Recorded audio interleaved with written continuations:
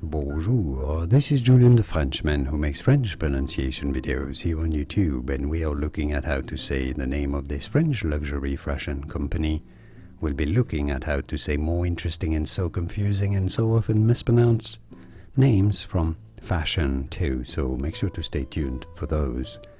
So how do you say this? Well, in English it is accepted that this is to be said, or this is generally said as Moynat, Moynat, but in French, in France, it is certainly not pronounced that way.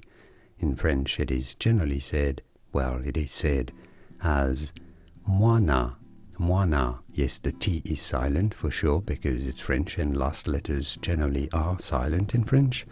Moynat in English, Moynat.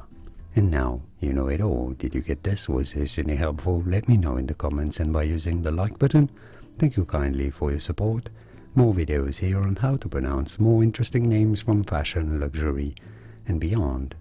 I'll see you there to learn more. Thanks for watching.